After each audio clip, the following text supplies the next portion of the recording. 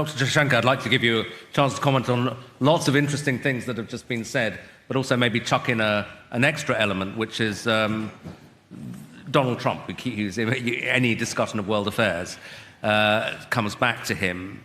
How much, have you been surprised by the direction of his second term? A lot of people, when he was re-elected, said, okay, we kind of know what he's like. We've seen him in office before, but is this a different Trump that we're dealing with the second time around? I'll take the easier one first. Yeah.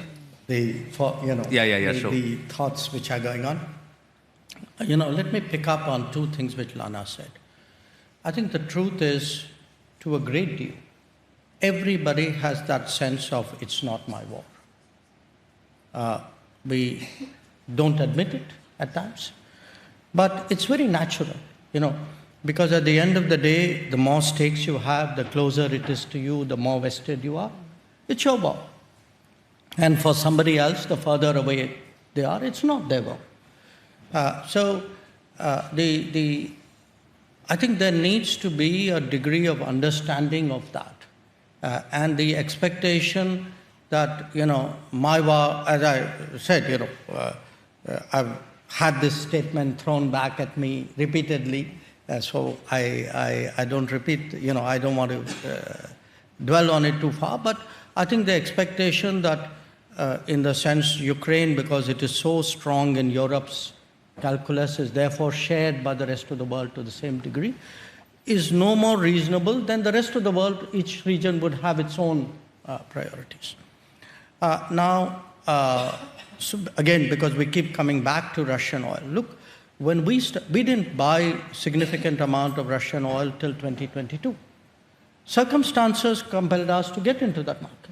And I must say, the Russians have been steady suppliers because they put the cargoes out there, and you go out there and buy oil, whichever is the most reasonable and available oil. But I do want people to remember this. At that time, the US specifically asked India to buy Russian oil to stabilize the world markets. Yeah. Okay? Right now, if you see, after having first put tariffs on us last year for buying Russian oil, the US then again lifted its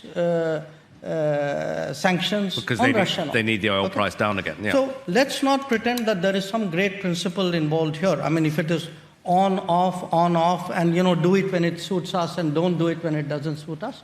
I mean, come on, we are all the adults in the room. We know what the game is. So I don't think making this about sanctimony is really warranted. Okay?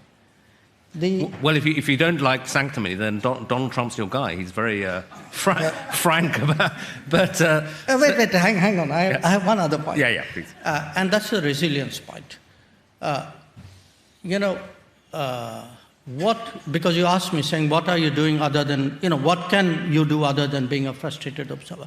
No, I think, look, there are immediate responses, there are short-term, medium-term responses.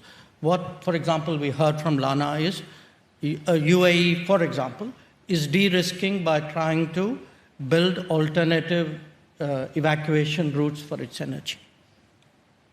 So what we're going to see to some degree is the Gulf itself de-risk the Gulf. Okay? To some extent, the rest of the world will work with the region also to build redundancy, and the IMEC, the India, Middle East, Europe Economic Corridor, is envisaged as one such initiative. But the third one, which is really interesting, I cite my own country as an example. Today, our largest oil supplier, little less than 40% is Russia. Our largest gas supplier is the United States. And that was not the case till the 28th of February of this year. The main supplier was Qatar. Sure. So what is happening is the world is also de-risking on the region. People are looking for alternative energy sources and saying, okay, I'm prepared to buy at longer distance, maybe at a higher cost, but there is a greater security about it, predictability about it. So what I see in a way is that the global energy scenario will fundamentally change